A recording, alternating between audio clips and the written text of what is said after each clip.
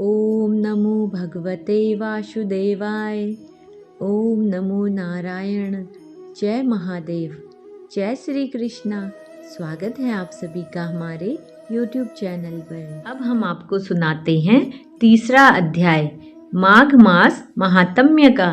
राजा दिलीप ने कहा, हे गुरुदेव, भृगु ऋषि ने मणि पर्वत पर विद्याधरों को क्या उपदेश दिया था, उन सबको जानने की मेरी बड़ी इच्छा है, सो कृपा करके मुझे सुनाएं। वशिष्ठ जी बोले, हे राजन, एक समय 12 वर्ष तक वर्षा न होने से व सूखे के कारण प्रजा त्राही त्राही करने लगी। तप और वेद पाठ भी रुक गए। पृथ्वी पर फल फूल, अन्न और जल का पूरी तरह अभाव हो गया। तब भृगु जो अपने आश्रम को त्याग कर अपने शिष्यों के साथ हिमालय पर्वत पर चले गए।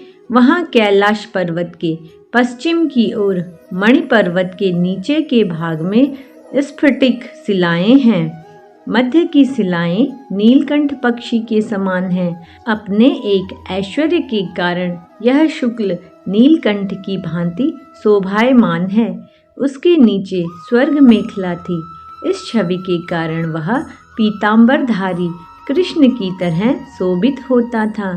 उसमें से एक दिव्य ज्योति निकलकर आसपास के वातावरण को शोभायमान करती रहती थी।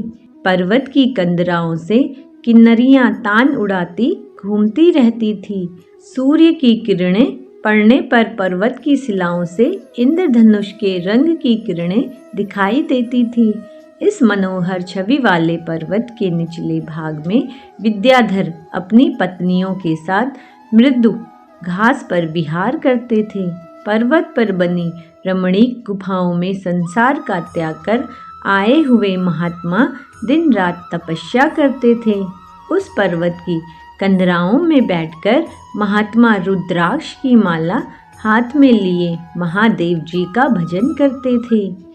चारों ओर का वातावरण सुंदर एवं शांत था। झरनों से गिरने वाला जल कल कल शब्द करके बहता रहता था। उस पर्वत की कंदरा में हाथी अपने बच्चों के साथ दिखाई देते थे। प्रत्येक पशु पक्षी मानो हर बोलियां बोलते थे। देव, यज्ञ, अप्सरागण, किन्नर आदि विहार करते थे। राजा ने पूछा, हे मुने, यह पर्वतराज बहुत ही आश्चर्यजनक है। वह कितना ऊंचा और कितना विशाल है। वशिष्ठ जी बोले, यह पर्वत 36 योजन ऊंचा है। उस पर अनेक प्रकार के वृक्ष तथा उत्तम लताएं शोभा पाती हैं, क्योंकि भृगु जी पृथ्वी पर दुर्भिक्ष पड़ जाने के कारण उस पर्वत पर गए थे।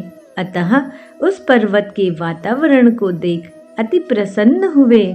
उन्होंने उसी पर निवास करने का विचार किया। एक सुंदर कंदरा में वे निवास करने लगे और भृगु जी तपस्या करने लगे। तो यह थी तृतीय अध्याय की कथा। अब हम आपको आगे की कथा अपनी अगली वीडियो में सुनाएंगे। उम्मीद करते हैं आपको आज की कथा अच्छी लगी होगी। तो कथा को लाइक और चैनल को सब्सक्राइब करना न भूलें। जय श्री कृष्णा।